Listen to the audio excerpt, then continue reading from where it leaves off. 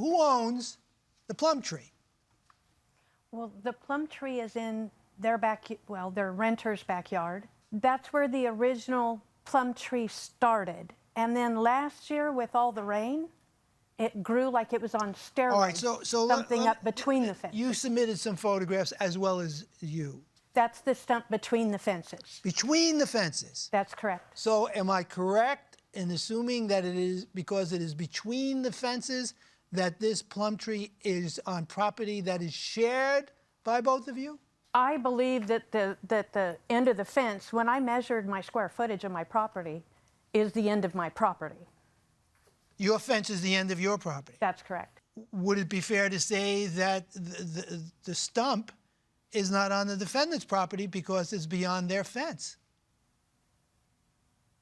I don't know who built Right. the second fence. We don't know. That's correct. So you have the burden of proof here.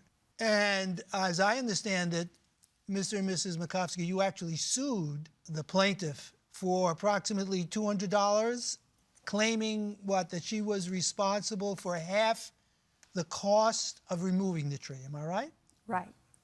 But you were willing initially to pay for the entire removal of the tree, but you didn't feel that you needed to remove the stump, Correct. nor did you feel that you needed to repair damages to the plaintiff's fence. That was never mentioned in the original deal. There's also something else very basic. Well, who owns the plum tree? Well, that's what I'm getting at. There are this property Joetta had before we got married. We've been married a little over about 20 years. She has no fruit trees in her yard.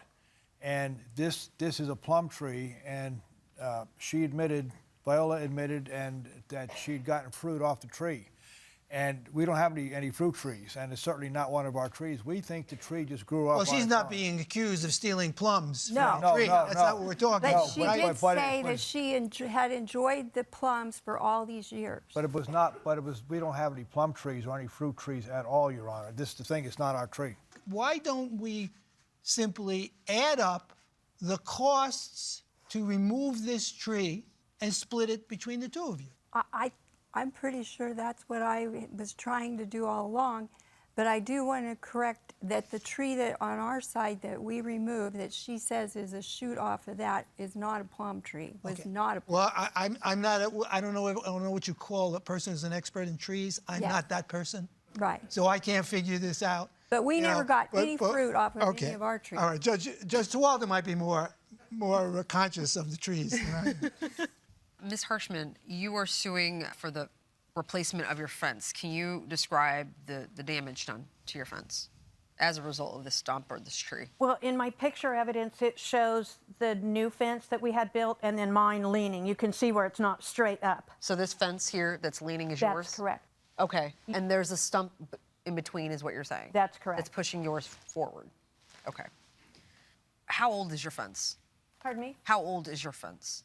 I don't know. I bought the property in 2000. It was there when I bought the property. So Okay. it's older than, what, 24 years? When did it start leaning over? Last year. Okay. So my question is, I'm not understanding, when you remove the plum tree, why not remove the stump as well? The primary thing we were doing was removing the tree which was not a plum tree on Joetta's property.